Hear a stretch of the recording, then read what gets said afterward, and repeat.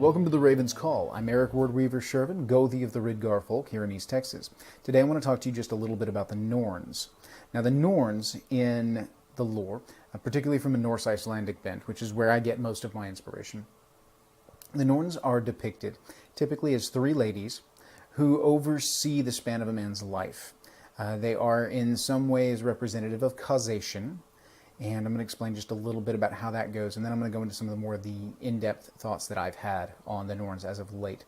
Now, the three names that we know are tied to the Norns are Wyrd, Vertandi, and Skuld, or Skuld. The S and the K in Old Norse make a sh sound, so it's Skuld.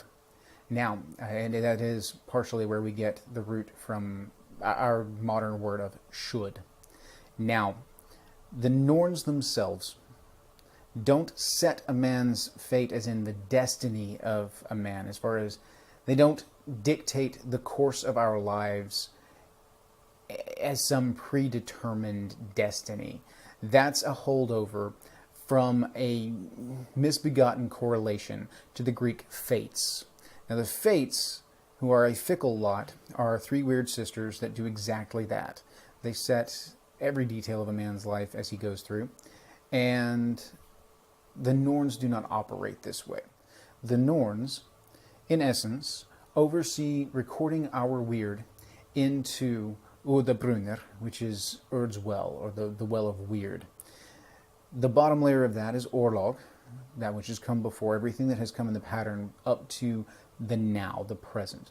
And then there is our Wyrd, which is the active force of our lives, the course of our choices, the course of our luck, our strength, our might. It's a very complex thing to explain in a very short amount of time, so I'm not going to go deeply into that. But the way the Norns are represented is that Urd, that which was, oversees Orlog, oversees the history, oversees the course of causation previous to the now. Verdandi overlooks the now and represents the now, and then Skuld sets the course of the future, where things could go as a result of our actions in the current time. Now, the way that I see causation working with the Norns is that Urd, the past point, and Skuld create a vector. Everything that has led up to now informs and sets the course for where we are and what we're doing, where we're going. This is our Orlog. Everything that we've inherited, the luck, the choices of our ancestors, all of this comes into where we are now. It creates our starting point. At the time we are born, we inherit our Orlog from our families. This sets the course of where we can go from the future. You can go up, you can go down, you can stay where you're at, but you have no control over the Orlog that you inherit from the family. This is the sum of their actions and their deeds on back to the beginning. It's very heavy, it's very weighty, and it is all recorded down into the well of Wyrd. Now from that starting point of where we inherit our Orlog, the Norns set our span of life, how long we have. Now they don't decide the individual things that we do within that lifetime. That is up to us. But they do set an outward maximum of how long our life can be. There's a certain store of energy in each human being, and at some point in time, the battery just runs dry. And that's when we die of old age, or the complications that come therewith. This store of energy we use to fight off disease, we use to power ourselves in battle in life and every day. We can bet that life force and lose it, thus shortening our lifespan. But we cannot extend it beyond what the Norns have already set for us. There's an outward maximum on that. The way that the causation aspect works is that Urd, the point that which was, our Orlog, dictates where we are now. And then Skuld sets a goal. You know, based on all of this, if we follow this course, we're going to end up here. Vertandi, the what is, that which is now, is where we are on that vector, right? Now shifting through our actions and our deeds, which become Orlog, we can shift where that future point is. So this is not set in stone. This is not dictated. We can shift that. We can change it. and we can change its course. The only thing that we cannot change is that we will someday die. Okay? You see this reference throughout the lore. There's a very, very famous quote from the Havamal. Cattle die, kinsmen die, thyself soon will die, but I know one thing that never dies, that is the doom over each one dead. It doesn't matter what we do in life, at some point in time, we will die. That is our fate. That is the dictates of Wyrd. At some point in time, we will reach our end. Now, all of this is kind of, with the causation and everything, it's kind of a complex thing, but the essence is that the Norns record and oversee that pathway. The thing about the Norns is that in the lore it mentions there are multiple races of Norns, multiple races reflected within the Norns. There's dwarves, there's elves, there's mankind. This is a social construct, it seems, within a spiritual subculture that is a body of acting individuals that are tied to the fate of living things. Right. And from what I can tell, the presence of the different races within this entity known as the Norns makes them not so much a race of gods or goddesses in this case, because the Norns are almost always reflected as being female. This makes them more of a structure, and that they are tied to these individual races by those representatives that are within the Norns. This hints very heavily at some of the things that I've seen with the research in the cult of the mothers. Throughout Northern Europe, you will see a lot of reference to the cult of the mothers. There's a lot of archaeological evidence, a lot of research that's put into the cult of the mothers. But this is the aspect of heathenry that is ancestor veneration. Every year we do Disir blot. There's a large focus on the Disir in the Yuletide. And the Disir are most commonly represented as the female ancestors of a line, the mothers going on back, the powerful females that oversee and protect and grant luck to the family line. This jives with me more so than thinking of the Norns as some race of goddesses, because the goddesses themselves, like the Aesir and the Vanir, don't have a whole lot of ties to our individual lives. They have their own business that they deal with. They do interact with us on some levels at certain times of the year, but they're not overly involved on a granular level. However, if the Norns themselves actually come from the mothers of our lines, then it makes a lot more sense why they would be interested in the fate of individual men and women, because they have a vested interest in that line growing, progressing, and becoming stronger. So this hints to me that the Norns themselves are actually mothers of individual lines, and that the title of Norn is given to those protective female figures that take on the job of overseeing the lifespan and recording the Wyrd of the individuals within their lines.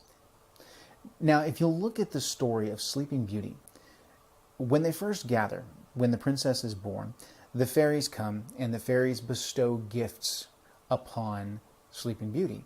There are 3 fairy sisters, of course Maleficent being counted out of those. There are 3 fairy sisters that come and give their gifts. They give their blessings to the children, to the child that is born, and they set good luck and strength for this individual throughout their lives. This I see as a correlate to the Norns, because at birth they bestow gifts upon us and try to set things in such a way that we have as good a chance as we can have, given where we come from, to become the best that we can be. There are outside forces that will impact that throughout our lives. Our choices ourselves are what really set the course of our deeds. But it's interesting to me that they choose the 3 sisters and that they tie it to gifts at birth, very, very much in accordance with how I see the Norns. With the Norns being an extension of the mothers in this instant, it takes on a different light when we talk about Urd, Verdandi, and Shud.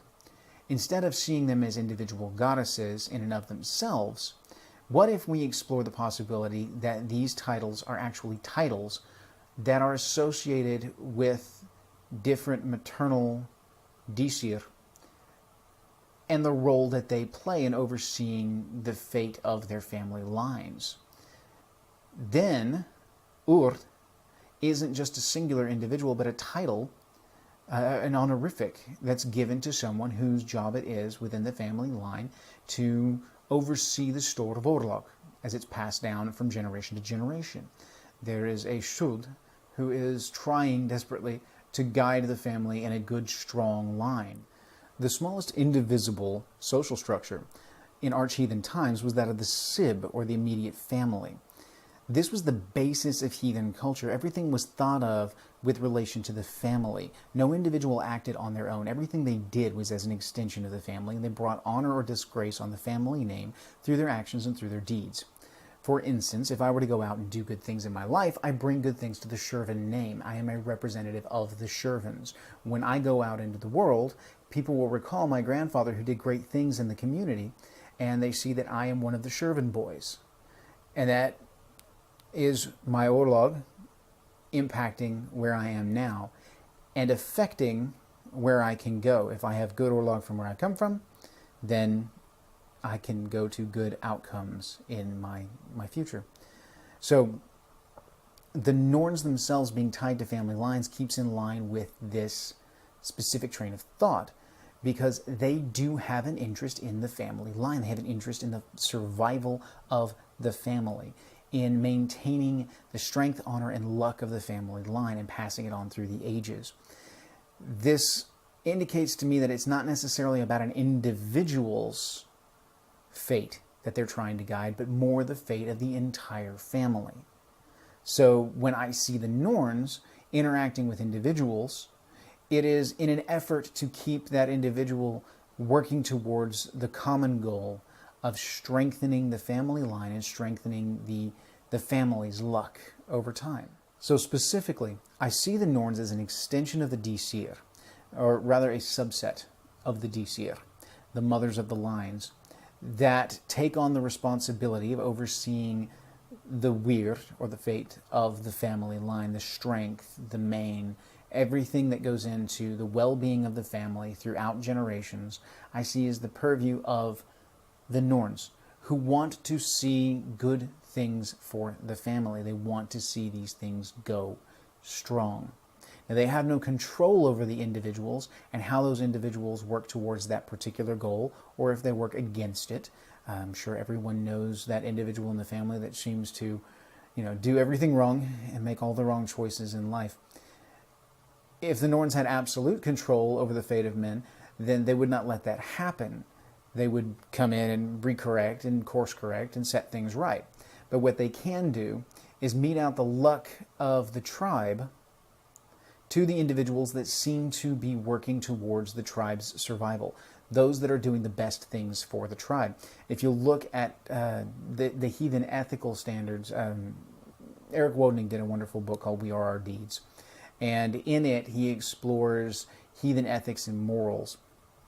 One of the extrapolates from that is that the idea of good versus evil, in a very, very Cliff's Notes version, is that which is good is that which is good for the tribe. That which is evil is that which is bad for the tribe or negatively acts upon the tribe.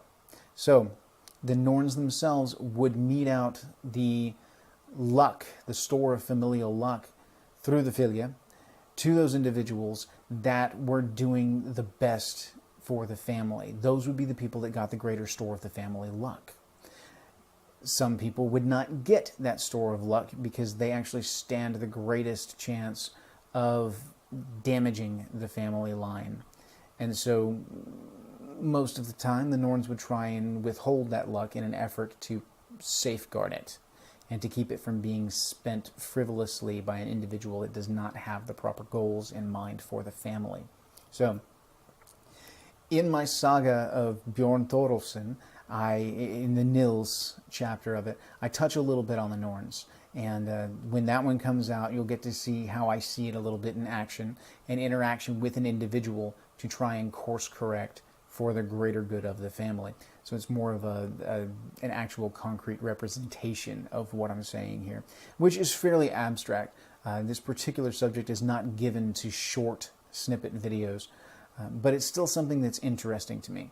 So the core idea that I'm positing here is that the Norns themselves are not individual goddesses per se, but they are representatives of the Disir that have taken on the specific job of Norn with specific titles such as Wyrd, Wyrd and Luck, and that their primary focus is on the luck and well-being of the family throughout the ages.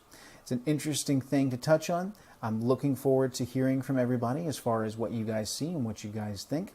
Now, if you like what you see today, give the video a like, throw a comment up, give a subscribe to the page. There's also a Facebook group where I post all of my videos. It's called Wyrd Weaver Productions. I'll try and put a link in the description for you guys. Hit it up. I do check it fairly frequently. I give updates on what I'm working on, the ideas that I've got rolling around in my head, and I also hit up the Hive Mind occasionally to get insight for the videos. So hit me up there, and in the meantime, have a good day.